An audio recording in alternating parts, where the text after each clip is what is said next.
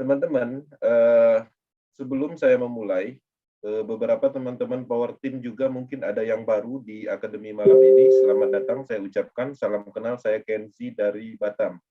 Ya, kami fokus dalam pengembangan bisnis ini karena kami tahu apa yang kami kerjakan, kita melihat masa depan di luaran sana atau di development sana sedang mengerjakan produk ekosistem yang mana semua yang akan dikerjakan di sini adalah sumber uang. Dengan adanya produk-produk ekosistem yang akan datang, maka terjadi perluasan market secara maksimal. Nah, jadi ini menarik, kita berada di bisnis yang tepat di awal pra-peluncuran, artinya belum sepenuhnya dimulai, kita sudah berada di akademi ini. Nah, di sini saya akan masuk ke sesi materi, dan sesi materi ini adalah sebagai pembuka kita di Akademi Power Team malam ini pastinya. Teman-teman juga bisa mempertanyakan hal lain di sesi tanya jawab nantinya. Dan teman-teman juga bisa menyampaikan sesuatu hal yang bermanfaat untuk orang lain dalam hal strategi, motivasi, testimoni, yang mana di sini sebenarnya kita adalah keluarga besar untuk sama-sama mengembangkan Metaverse, membentuk tren bisnis ini di Indonesia agar orang-orang mendapatkan sebuah peluang bisnis nyata. Kalau dulu orang-orang di Indonesia, top-top leader di Indonesia, lebih banyak ditipu oleh proyek-proyek sentral, saatnya di sini kita mendapatkan sebuah potensi kebebasan di dalam bisnis pemasaran.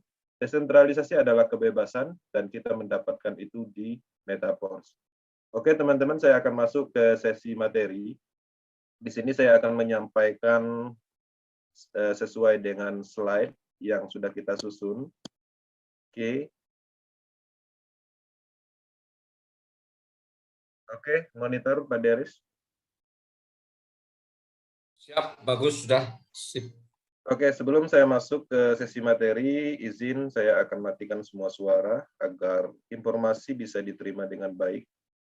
Teman-teman, selamat datang di Metaverse Power Team Academy. Tema malam ini kita akan membahas apakah skema Ponzi. Apakah Metaverse termasuk dalam skema Ponzi? Oke, materi ini penting karena kita melihat ada beberapa orang yang memanfaatkan Metaverse sebagai ladang uang. Mereka mempostingkan atau mereview Metaverse tidak sesuai dengan fakta dan data, yang mana tujuannya adalah untuk mendapatkan keuntungan. Contohnya kalau di YouTube, mereka akan mendapatkan keuntungan dari monetis iklan, ya, yang ada di sana namanya monetis iklan, sehingga mereka menarik perhatian dengan mereview hal-hal yang negatif tentang Metaverse, karena mereka tahu Metaverse itu adalah bisnis yang cukup diminati. Kemudian juga ada beberapa kasus di website yang sumbernya tidak jelas, mereka juga akan menaikkan traffic dengan mempostingkan Metaverse dengan hal-hal negatif. Nah, salah satu hal negatifnya pastinya adalah skema Ponzi. Oke. Nah, di sini kita akan penekanannya di informasi atau pemahaman tentang skema Ponzi. Teman-teman harus paham apa itu skema Ponzi. Dan ketika ada yang menyatakan Metaverse skema Ponzi, artinya teman-teman mempunyai jawaban yang tepat sesuai fakta dan data. Oke. Tujuan akademi pastinya kita memahami secara penuh skema Ponzi, dan di sini juga saya menyisipkan apa itu piramida sistem dan mengetahui perbedaannya dengan Metaverse. Oke. Metaverse dengan skema Ponzi akan kelihatan secara perbedaan, dan di sini juga saya akan menyampaikan materi sesuai dengan urutannya. Dan teman-teman, Akademi Power Team telah diluncurkan beberapa materi, dan kita juga sudah pernah menyampaikan informasi dasar-dasar komponen teknologinya, kemudian pemasaran bisnis Metaverse itu sendiri, kemudian perbedaan konsep lama dan konsep generasi network berikutnya yaitu Metaverse, kemudian menemukan logika Metaverse, kemudian juga kami sudah menyampaikan materi apa yang harus teman-teman lakukan ketika sudah bergabung di Metaverse. Dan itu adalah ilmu berdasarkan apa yang kami lakukan, bukan berdasarkan teori. Jadi apa yang kami lakukan dan berhasil pastinya kita bagikan, kita berikan kepada mitra Power Team yang mana tujuannya adalah untuk manfaat. Oke, kita masuk di sini skema piramida. Oke, teman-teman, di dalam poin ini ada beberapa kasus orang menganggap bahwa skema piramida dan skema Ponzi itu adalah sama. Oke. Nah, di sini saya akan jelaskan skema piramida itu menggunakan barang yang mana biasanya bergerak di kamuflase MLM. Barang yang diperdagangkan sebagai sebuah kamuflase untuk menarik atau mengumpulkan dana masyarakat, namun nilai jual barang tersebut tidak diutamakan.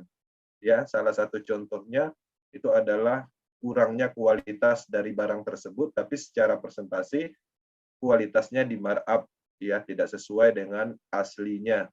Kemudian juga secara harga itu biasanya mereka memberi harga yang sangat tinggi untuk produk-produk tersebut, dan biasanya produk yang dijalankan dengan skema piramida itu biasanya produknya aneh.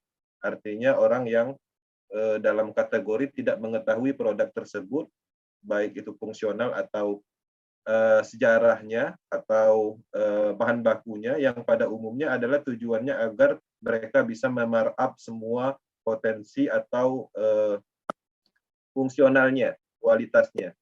Nah, itu adalah skema piramida. Artinya skema piramida itu jelas dia menggunakan produk, ya, untuk mengumpulkan dana masyarakat.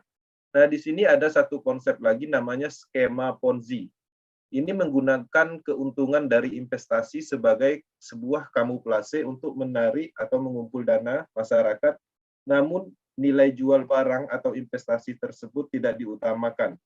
Jadi pembayaran ini biasanya skema Ponzi ini dia menggunakan sistem investasi yang mana dana investasi itu tidak jelas mau diputar kemana dan tidak ada transparansi. Nah, pada prinsipnya skema Ponzi itu adalah pengumpulan dana yang mana nilai dari investasi atau janji profit yang dijanjikan adalah dibayar dari investor yang baru bergabung. Oke. Skema Ponzi dan skema piramida memiliki kesamaan, yaitu sama-sama mengumpulkan uang masyarakat. Itu poinnya di situ. Oke, melalui rekrutmen anggota baru secara berkelanjutan, dan biasanya ini dikembangkan oleh founder dan tim leader untuk memasarkan skema ini. Nah, teman-teman harus memahami ini karena skema piramida dan skema Ponzi itu dianggap sama, tapi pada prinsipnya dia mempunyai perbedaan, yaitu di produknya. Ya, seperti itu. Kemudian di sini kita masuk di dalam sejarah skema Ponzi. Materi malam ini pastinya kita akan terfokus di skema Ponzi-nya, bukan di skema piramidanya. Ya, kenapa? Karena ada beberapa kasus yang menyatakan bahwa Metaverse adalah skema Ponzi. Kita akan bahas atau kita akan lihat di mana perbedaannya, apakah benar Metaverse itu adalah skema Ponzi. Sejarah skema Ponzi ini dicetus oleh Charles Ponzi yang kemudian menjadi terkenal pada tahun 1920. Ini adalah orang Italia, dan ini adalah sebagai penipu yang ada di Amerika Utara tepatnya. Skema ini dia menghasilkan uang atau menjanjikan keuntungan 50% kepada mitranya dalam waktu 45 hari. Nah, keuntungan 100%-nya itu bisa didapat dalam waktu 90 hari. Pengembangannya itu mereka menggunakan tim-tim leadernya untuk melakukan promosi atau mendapatkan investor-investor baru. Dalam hal ini penjualan kupon, ya, kupon atau pos dari negara lain. Kemudian juga dikembangkan dalam bentuk arbit. Kemudian skema ini berjalan lebih dari setahun sebelum runtuh dan merugikan investor sebanyak 20 juta triliun. Oke. Ini awalnya adalah skema Ponzi atau sejarahnya. Artinya, Ponzi itu diambil dari nama Charles Ponzi. Oke, kita lanjut. Nah, di sini saya akan detailkan apa itu skema Ponzi. Skema Ponzi adalah pengumpulan dana dengan modus investasi palsu yang membayar keuntungan kepada investor, ya, yang bukan berasal dari keuntungan yang diperoleh dari kegiatan operasi perusahaan atau real pengembangan uang, atau dalam hal di sini tidak ada proyek yang dikembangkan. Namun investasi itu bayar dalam hal penggunaan dananya itu diambil dari anggota baru. Dan ini secara proses pengembangannya itu melakukan dengan cara merekrut anggota baru pastinya. Dan pastinya keuntungan di sini jelas karena ada pengumpulan dananya adalah ke sentral atau ke perusahaan atau ke orang yang membuat proyek tersebut. Dan pada akhirnya sistem ini akan runtuh ketika si owner mendapatkan keuntungan atau ketika tidak ada lagi orang yang bergabung, dalam arti mereka sudah mendapatkan keuntungan baik dari sisi foundernya ataupun ownernya. Kemudian cara kerja skema Ponzi. Pertama di sini dijelaskan dia menjanjikan hasil yang menggiurkan. Jika investor berhasil mengajak orang lain untuk bergabung, investor lama akan dibayar dengan uang dari investor baru. Oke. Saat investor baru menginginkan keuntungan, nantinya akan dibayar dengan uang investor baru lainnya. Pola ini akan terus berjalan sehingga para investor akan mencari investor-investor baru. Oke.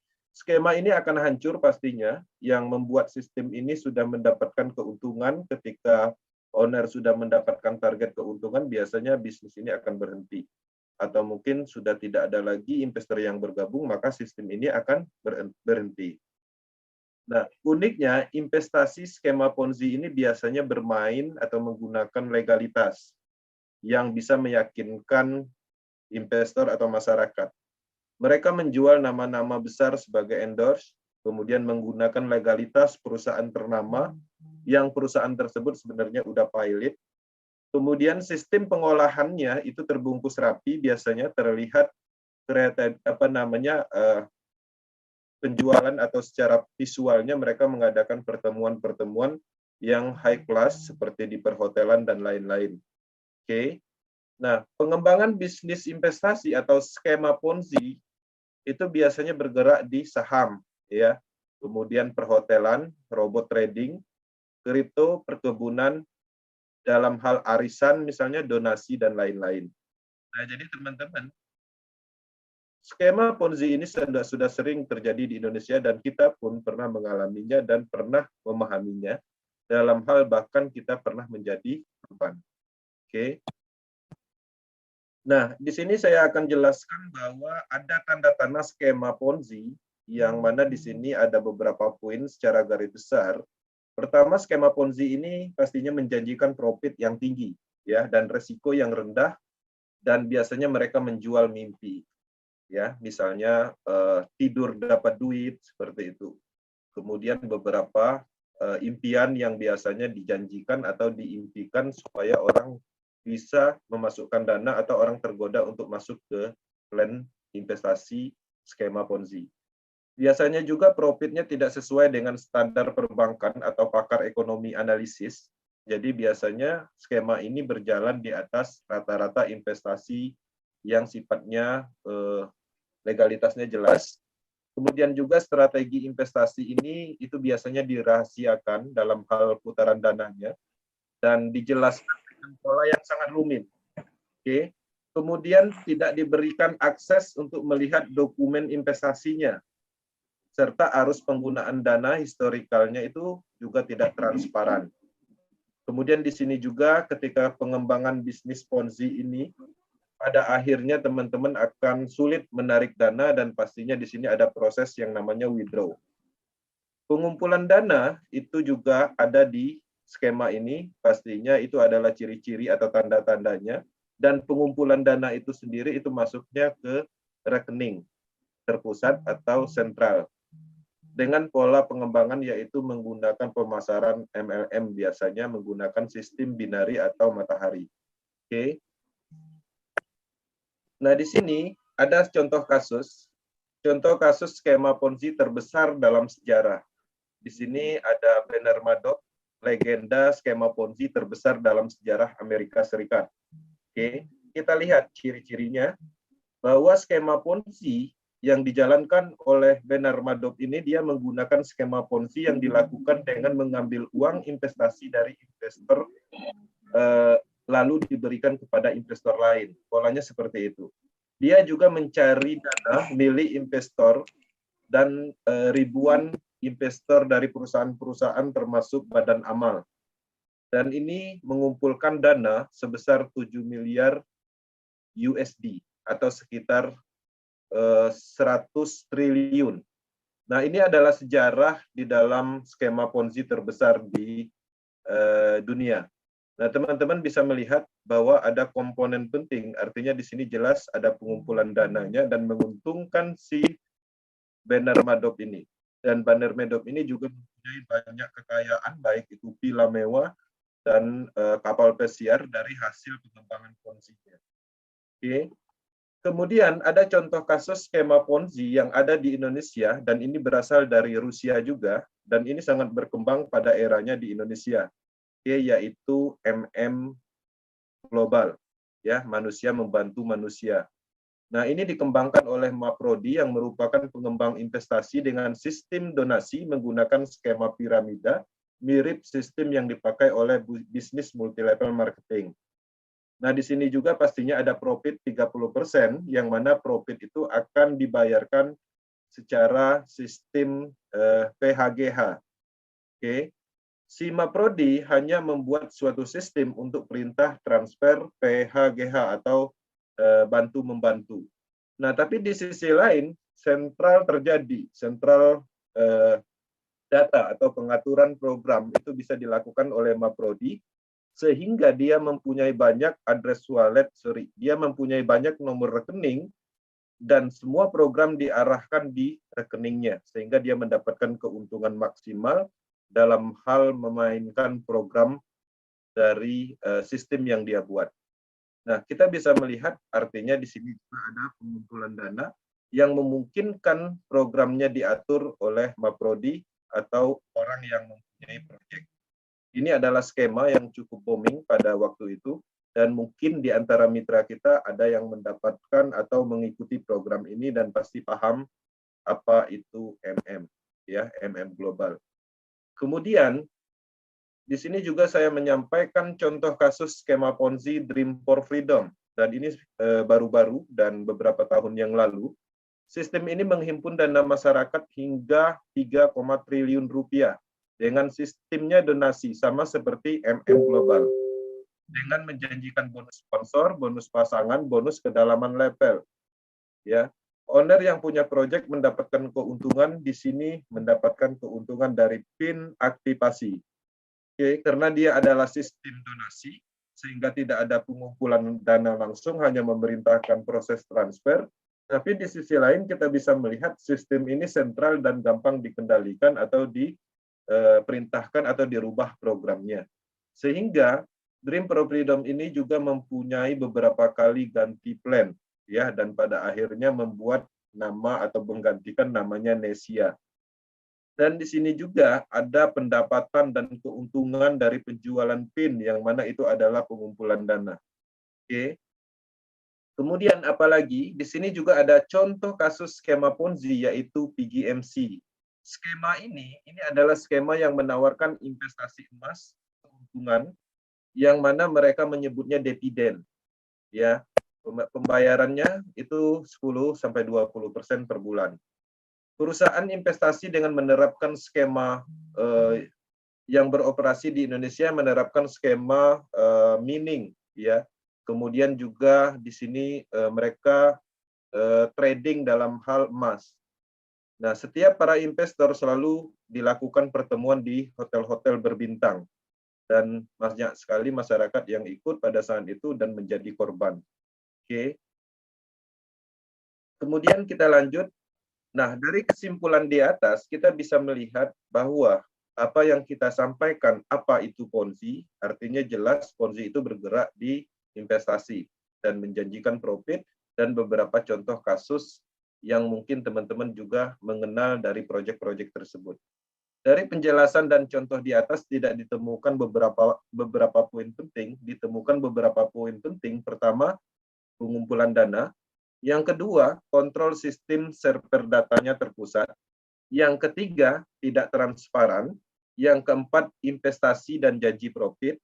Yang kelima, ada pihak ketiga atau perusahaan atau owner yang terlibat. Kemudian tidak ada produk yang ditawarkan, hanya profit investasi.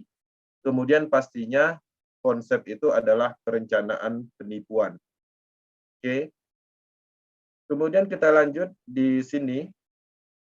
Metaverse tidak memiliki satu kesamaan dengan skema Ponzi. Nah, ini perlu teman-teman sadari atau pahami, skema Ponzi adalah operasi penipuan terencana yang memiliki hasil yang jelas atau janji profit tadi. Ini adalah gelembung atau bubble yang pasti akan pecah karena beberapa alasan. Pertama, skema Ponzi itu peserta lama dibayar dengan sebagian uang dari peserta baru. Di sini sebagian uang karena dananya tidak semuanya langsung dibayar karena ada pengumpulan dananya. Kemudian kedua, skema Ponzi selalu terpusat sifatnya. Setiap piramida memiliki operator atau memiliki admin yang dapat menekan tombol untuk menghentikan pembayaran dan mengklaim semua uang dan mengatur sistemnya atau merubah sistemnya. Setelah itu terjadi, pastinya piramida selesai. Oke. Kemudian di sini, apakah Force mempunyai produk? Nah, di sini tentu saja selain level program itu sendiri yang merupakan aset digital yang dapat diperoleh satu kali dan dijual kembali dalam jumlah tak terbatas, itu ada produk berwujud fisik dan digital lainnya yang akan diterima peserta setelah level diaktifkan. Yaitu kedepannya kita akan mendapatkan Crypto Force, kemudian NFT, kemudian SFC token yang sudah ada saat ini, kemudian SFCR, kemudian kita juga bisa mengakses Metaverse, kemudian Marketplace, staking program, game blockchain, dan banyak lagi. Artinya, apa yang kita transaksikan, matrik level program itu mempunyai fungsional yang jelas. Dan ketika kita membeli level program itu seutuhnya itu adalah produk yang kita beli karena sudah terlepas dari kontrol sentral itu sendiri. Oke. Kemudian, apakah peserta lama mendapatkan uang dari peserta baru sesuai dengan pola konsep yang ada di Ponzi investasi? Nah, di sini jawabannya tidak. Jika Anda tidak melakukan apa-apa dan hanya duduk menunggu, penghasilan Anda tidak dijamin walaupun memungkinkan. Jadi tidak ada janji-janji di sini. Keberhasilan setiap orang pastinya tergantung dari mereka sendiri. Metaverse akan tetap stabil meski peserta terus bertambah dalam waktu dan skalanya cukup besar ke depannya. Jadi di sini juga tidak ditemukan beban karena tidak ada pengumpulan dana. Pada prinsipnya, Metaverse ini adalah pemasaran, logika pemasaran. Oke, pemasaran langsung. Kemudian kesimpulan, Force sepenuhnya terdesentralisasi, tidak memiliki administrator yang dapat memutuskan atau menutup proyek. Oke. Saldo smart contract itu tetap kosong dan semua transaksi dilakukan peer-to-peer atau secara langsung antar peserta. Force memiliki produk baik digital maupun fisik. Oke. Kemudian juga dapat dijual dalam jumlah tak terbatas. Tidak ada risiko ketika kita bergabung dengan Metaverse. Jika Anda bekerja dan memasarkan, Anda dibayar langsung. Kemudian juga di sini di Metaverse itu tidak ada campur tangan dalam hal operasi platform atau sistemnya tidak dikendalikan. Jika kita menjual matrik kepada peserta baru, itu dibayar langsung ke dompet, handphone kripto, atau dompet wallet masing-masing. Oke. Nah, ini menarik, artinya dari kesimpulan yang kita dapat di Metaverse sama sekali tidak mengarah ke situ. Kemudian di sini, kemudian yang selanjutnya di sini juga kita bisa melihat bahwa skema piramida itu dapat ditutup kapan saja oleh oleh si pembuatnya, sorry. Jadi skema piramida itu kapan saja bisa ditutup, sedangkan di Force itu selama internet ada karena sistemnya ada di jaringan Polygon. Oke. Peserta platform Force, baik leader maupun pendatang baru memiliki keadilan. Jadi di sini kedudukannya sama, statusnya adalah mitra. Jadi tidak ada posisi dalam hal struktur jaringan seperti binary system, karena semua orang ketika membeli matrik, itu bentuk matriknya sama, seperti S3 adalah 3 space kosong dan S6 6 space kosong. Jika kita semua di sini berhenti, tetapi satu memutuskan untuk melanjutkan, maka itu berfungsi dengan baik untuk satu orang. Oke, yang tidak mungkin dalam skema Ponzi. Nah, kita bisa melihat kalau skema Ponzi, kalau seandainya semua orang berhenti dan satu aja melanjutkan, maka pastinya itu tidak akan pernah berjalan. Oke. Tidak ada yang dapat menghentikan operasi platform Metaverse karena fungsi dijamin oleh smart contract, ya, yang tidak dihapus atau tidak dapat diubah. Bahkan jika situs web berhenti atau berfungsi, semua data dan seluruh struktur itu tetap utuh dan smart contract akan terus berfungsi selama ada listrik dan akses internet. Oke. Kemudian juga Anda perlu memahami bahwa dalam proyek investasi Anda diberi uang Anda kepada admin dan mereka dapat melarikan diri ya dengan uang Anda kapan saja. Dan dalam hal metaverse ini itu tidak ada pola seperti itu karena tidak ada pengumpulan dana. Nah, dan pastinya ketika ada pengumpulan dana itu resikonya 100% karena dananya ada di pihak ketiga. Nah, di sini beberapa kasus atau beberapa YouTuber yang mereview tentang metaverse mengacu ke klaim SEC yang mana di SEC juga membahas tentang proses adalah skema Ponzi. Oke. Tapi di sisi lain, Lado Oktanikov itu telah menjelaskan detailnya di TV di Georgia di negaranya yaitu IMIDI TV dan itu di wawancara tentang klaim SEC itu tidak mendasar. Oke. Kemudian juga si Lado Oktanikov telah menyampaikan di dalam video khusus bahwa tuduhan dan berita yang disampaikan oleh SEC itu adalah palsu ya dan mengancam kebebasan semua orang dalam hal desentralisasi. Jadi kesimpulannya yang kesekian kalinya proses dicoba atau dibentukkan oleh kekuasaan sentral. Bukan satu kali aja, pertama di tahun 2020 proses dibenturkan oleh SEC Filipina, kemudian Sekuritas Montana, bahkan Indonesia pun juga termasuk OJK pernah merilis proses. Kemudian juga terakhir yang cukup besar yaitu SEC USA ya, yang ada di Amerika Serikat. Dan sampai saat ini proses terus ada dan ini salah satu bukti nyata kekuatan matriks sistem terdesentralisasi yang mana ini cukup kuat. Jadi dengan adanya ulah dari sentral seperti otoritas tertentu seperti SEC ini membuktikan bahwa apa yang kita sampaikan di awal tentang proses itu cukup menjadi bukti dengan segala kekuatannya. Logikanya ketika SEC US sudah menyatakan bahwa ini adalah skema Ponzi, pastinya biasanya website itu akan di shutdown dan orangnya akan dicari atau dijemput paksa.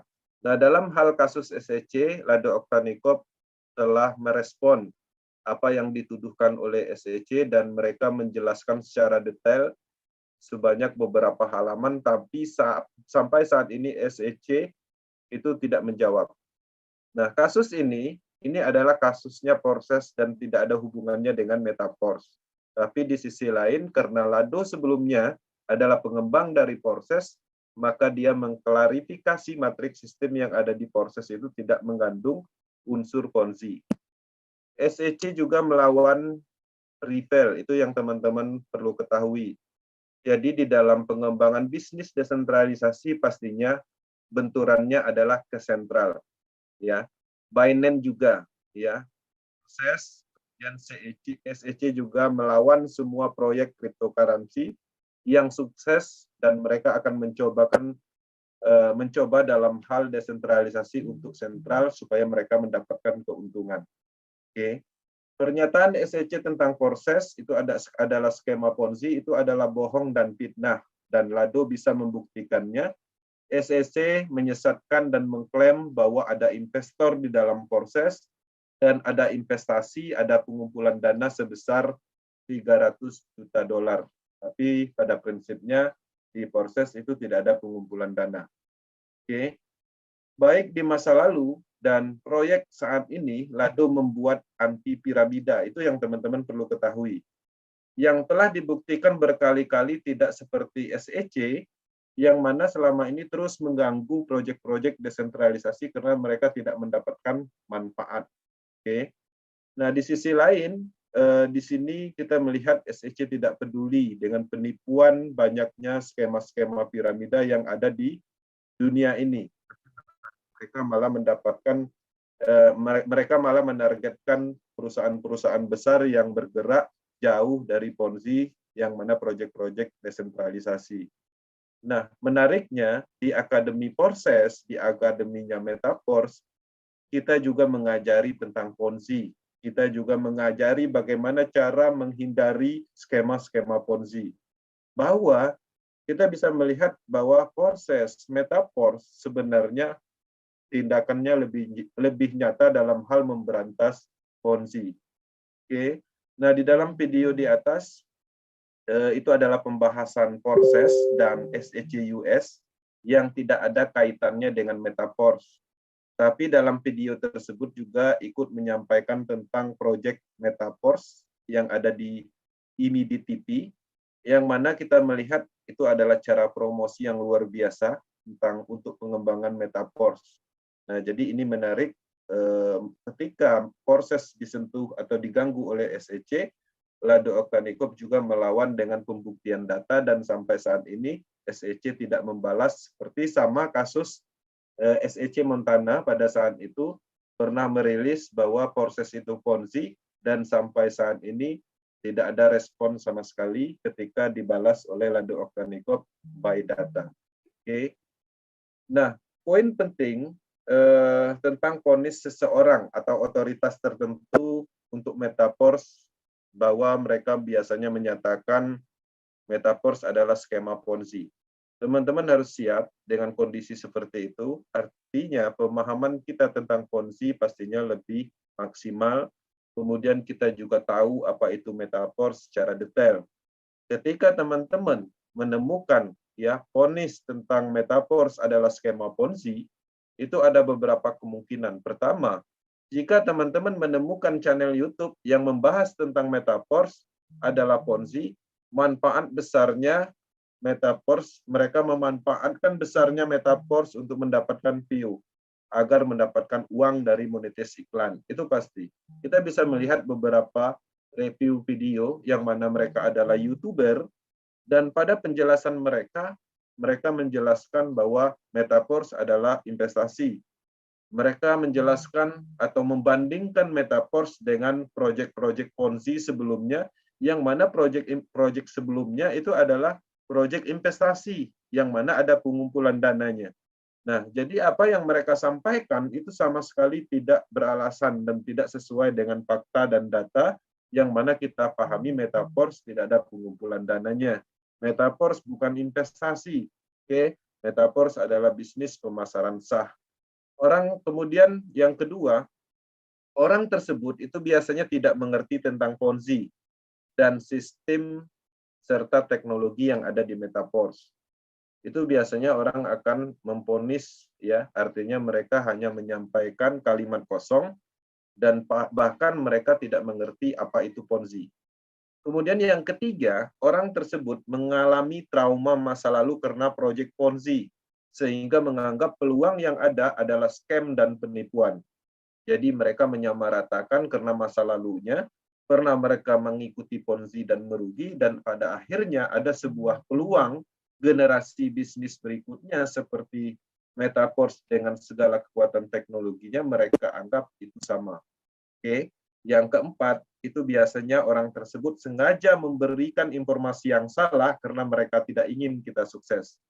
Itu adalah hal-hal yang sering kita temukan, karena pada prinsipnya banyak orang yang akan melemahkan kita ketika kita mempunyai potensi, ketika kita mulai kelihatan ingin mendapatkan peluang besar. Beberapa kasus ini sering terjadi. Orang akan melemahkan kita, dan pada saat orang menyampaikan atau melemahkan kita, kita juga tidak memahami apa itu Ponzi, dan kita juga belum paham apa itu Metaforce. Kemudian yang kelima, melihat sumber informasi dari otoritas sentral yang mempunyai masalah dengan pesaing bisnis sentral serta pemasukan pajak. Nah, jadi banyak sekali review yang terjadi. Orang melihat Metaverse mengacu misalnya kepada SEC. Dan kita sama-sama tahu SEC itu sendiri, semua proyek cryptocurrency yang besar pasti diganggu. Karena pada prinsipnya mereka mengakui cryptocurrency project itu hanya Bitcoin. Karena mereka tidak menemukan development-nya atau pengembangnya. Dan selain dari itu, pasti akan bermasalah dengan SEC. Dan beberapa kasus telah terjadi seperti Binance, Ripple, dan lain-lain. Oke. Nah, di sini catatan penting, jika ada satu saja kesamaan Metaverse dengan Ponzi, Power Team akan berhenti menjalankan bisnis ini. Bahkan konsep matrik Metaverse dinyatakan anti Ponzi, bahkan kita mengajari orang-orang tentang Ponzi. Force adalah bisnis sah dalam pemasaran yang mempunyai produk blockchain nyata, produk matrik level, Force Coin, NFT, Metaverse, dan banyak lagi. Semua produk blockchain akan terus dikembangkan di proyek ini. Oke. Kemudian sebagai catatan, Ponzi itu adalah cari-cari orang, ya, cari rep. Kemudian ada bonus sponsor, ada profit ROI, ada bonus matching, ada bonus kedalaman level, ada dana yang dikumpulkan atau terkumpul, pastinya nipu orang, proyek bertujuan untuk penipuan atau scam, kemudian tidak transparansi, kemudian sistem menguntungkan debt atau sekelompok orang, tidak ada keadilan di dalam sistem, kontrol sistem terpusat, dan server data terpusat. Oke. Biasanya menjalankan konsep pola binari sistem atau matahari sistem, trinary, tanpa menggunakan teknologi smart contract terdesentralisasi. Oke. Dalam hal catatan ini, satu pun tidak ditemukan di Metaverse. Oke. Teman-teman, di dalam pengembangan Metaverse, mindset kita harus berubah di dalam pengembangan ini. Ya, kalau dulu mindset kita berbisnis pemasaran, kita mencari orang. Menariknya mindset kita di Metaverse itu pastinya dirubah. Kita dicari orang. Orang akan datang untuk bergabung dengan Metaverse dengan melakukan perulangan pemasaran.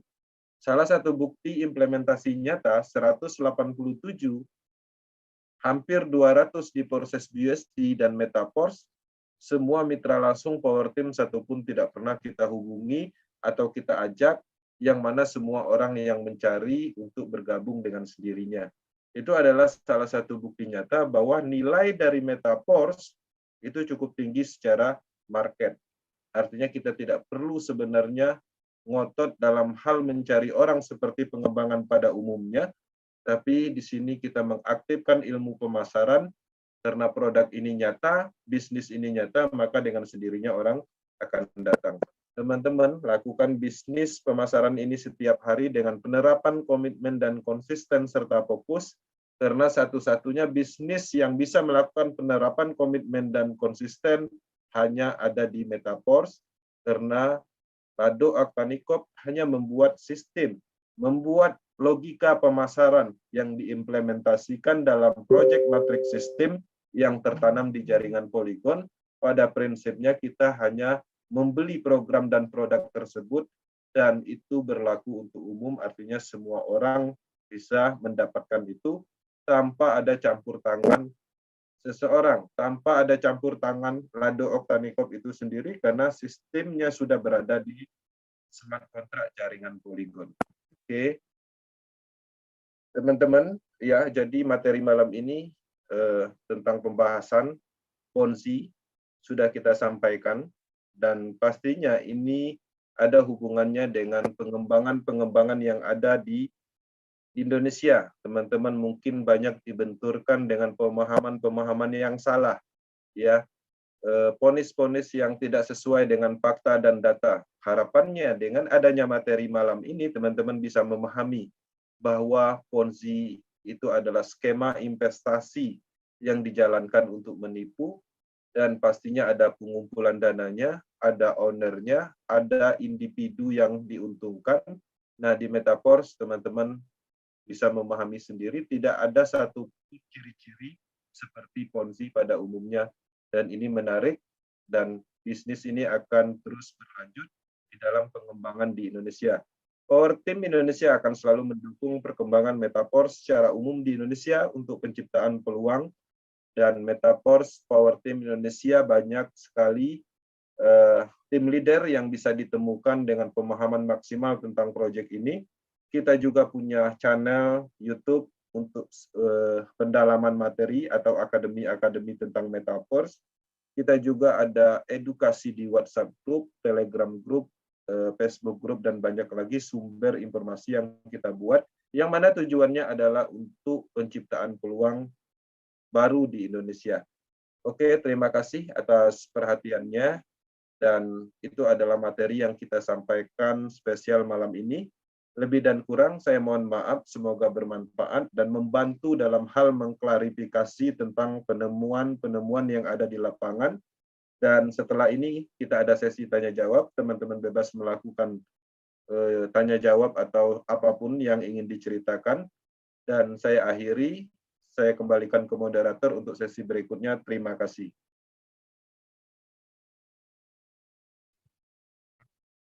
Oke, terima kasih Bang Ansy atas presentasinya pada malam hari ini.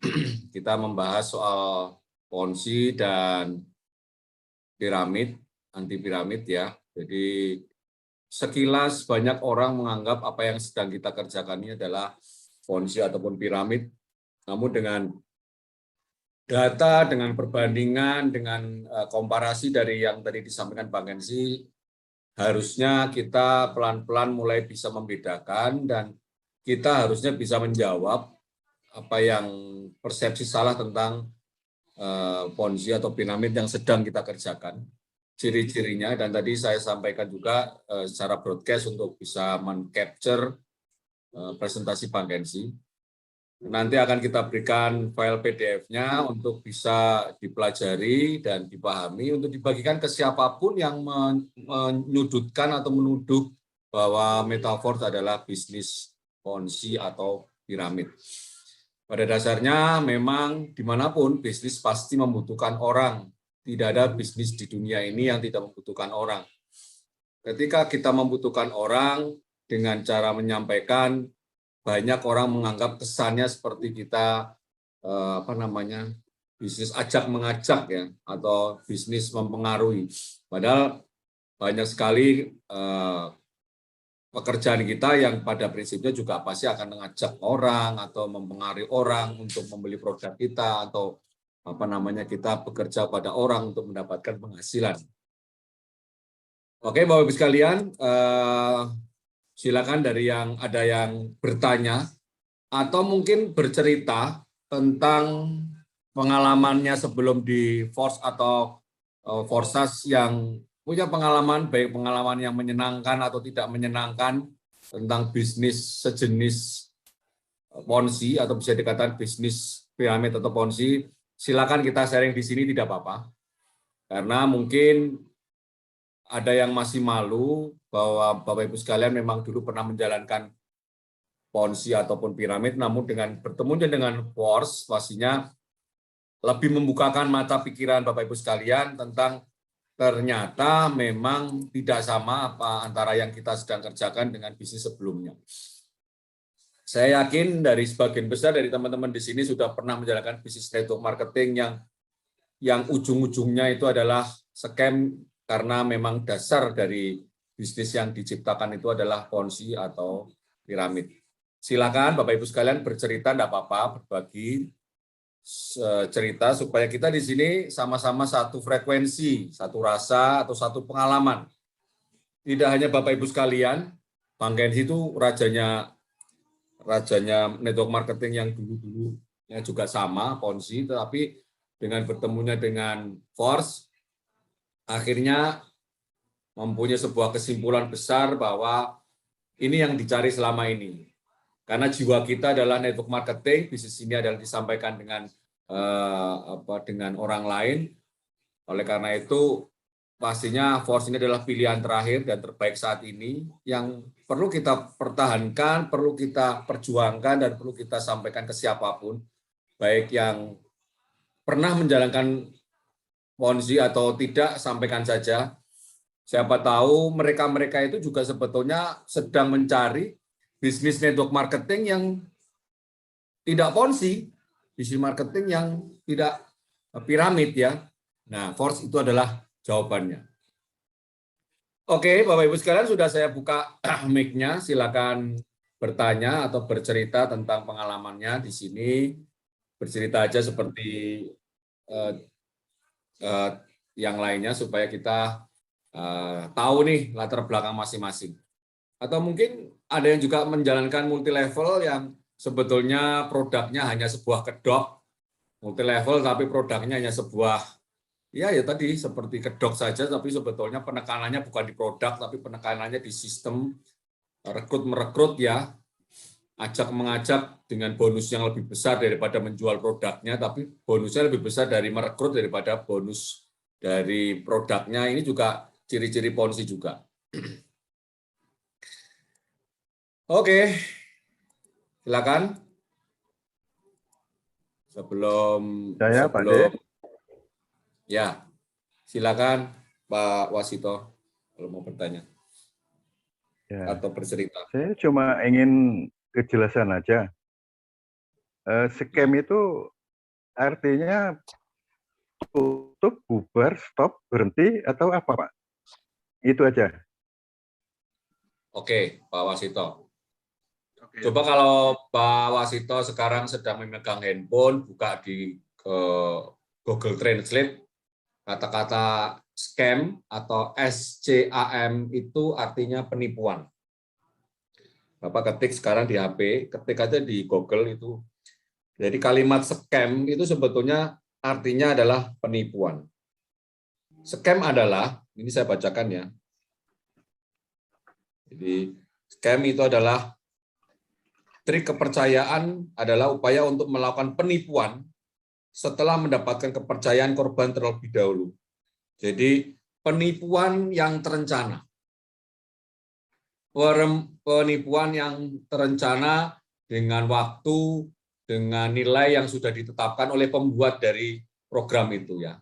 Jadi kalau kita bilang program itu scam, itu adalah memang program itu sudah direncanakan, cuma tidak diberitahukan kepada kita kapan, apa berhentinya, atau apa yang ditipu tidak diceritakan. Yang diceritakan hanya keuntungan, profitnya. Jadi bisnis yang bisa dikatakan scam itu istilahnya demikian. Ya, Oke, jadi itu mungkin garis besarnya. ya, jadi saya respon ya. Jadi di dalam pengembangan proyek bisnis pemasaran, baik itu MLM ataupun BU investasi, kita banyak sekali mendengar kalimat scam. Dan satu lagi adalah scammer atau scammer. Oke. Scammer. Scammer itu sendiri itu adalah pelakunya dan scam itu adalah proyeknya. Scam itu artinya memang proyek itu didesain untuk menipu orang. Nah, dalam kasus scam itu sendiri sebenarnya teman-teman tinggal translate aja, artinya penipuan. Nah, beberapa kasus ada beberapa orang yang menjalankan bisnis sah, baik itu MLM yang benar-benar murni MLM untuk pemasaran bisnis, tapi di situ dia gagal, pada prinsipnya biasanya orang menyatakan itu adalah scam. Tapi di sisi lain, proyek yang dia kerjakan adalah benar dan tidak ada menipunya. Nah, artinya scam itu sekarang kondisinya atau pengertiannya itu salah. Orang-orang menganggap orang gagal di dalam suatu bisnis, terutama bisnis pemasaran seperti MLM, mereka menganggap scam. Sebenarnya itu bukan scam karena mereka sebenarnya bukan untuk menipu, tapi diri mereka lah yang menipu diri sendiri. Sama seperti kasus di Metaverse, secara sistem itu tidak ditemukan potensi penipuannya. Tapi kenapa masih banyak orang yang menganggap dirinya tertipu di Metaverse? Kenapa? Karena mereka merasa tidak mampu, kemudian mereka tidak menghasilkan, kemudian mereka menganggap Metaverse adalah scam. Tapi pada prinsipnya mereka tidak menyadari, merekalah yang scam, menipu diri sendiri. Mereka menganggap bahwa Metaverse ini adalah peluang uang, tapi mereka tidak mau belajar. Mereka tidak mau mengembangkan, tidak mau melakukan pemasaran. Padahal uang dari pengembangan bisnis pemasaran seperti Metaverse adalah dari pemasaran pastinya. sehingga mereka tidak mampu, kemudian uangnya tidak kembali, dalam hal belum dapat mungkin bonus limpahan, mereka menganggap proyek ini scam. Nah, itu yang perlu kita sampaikan. Nah, jadi teman-teman, di dalam pengembangan bisnis apapun, ada banyak MLM itu yang benar. Ada banyak proyek-proyek itu yang benar, seperti Metaforce, MLM yang produknya memang sesuai dengan kualitas dan harganya. Tapi di sisi lain masih banyak juga orang yang merugi di situ. Karena kenapa? Bukan dari kesalahan proyeknya, tapi kesalahan dari pelakunya. Dan itu sebenarnya tidak layak dinyatakan scam. Dalam hal sebenarnya mereka sebenarnya tidak bertujuan untuk menipu, seperti kasus Metaforce. Metaforce dibuat sedemikian rupa dan tidak ditemukan potensi scam-nya atau potensi penipuannya.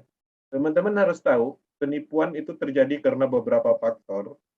Pertama, ketidaktransparansi, jelas. Metaforce transparan. Ada pengumpulan dana, sehingga kalau ada pengumpulan dana, dana kita itu ada di pihak ketiga. Artinya berpotensi uang kita dilarikan atau ditipu. Kemudian sistem yang kita ikutin dikontrol sistemnya atau data servernya terpusat, gampang diambil alih. Artinya ada potensi scam, potensinya di mana dimatikan seperti itu servernya, kemudian sistemnya dirubah. Itu artinya kan ada potensi penipuan di situ. Ada celah yang membuat atau seseorang atau proyek tersebut membuat penipuan di dalam sistem.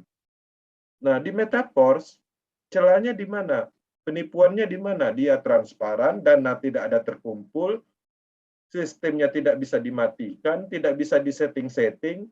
Nah, artinya jelas proyek ini sangat adil, jujur, transparan, yang tidak ditemukan potensi dari penipuannya atau scam itu tadi. Semoga ini bisa dipahami. Oke, begitu Pak Wasito, jawaban dari kami dan Bang Kensi. Pak Wasito, ada lagi mungkin ditanyakan Pak Wasito? Terima kasih, sudah cukup jelas. Oke, baik. Pak Wasito dari Juta sudah menanyakan tentang scam, dan mungkin bisa disambung oleh Bapak yang lain. Saya persilakan. Kalau ada pertanyaan.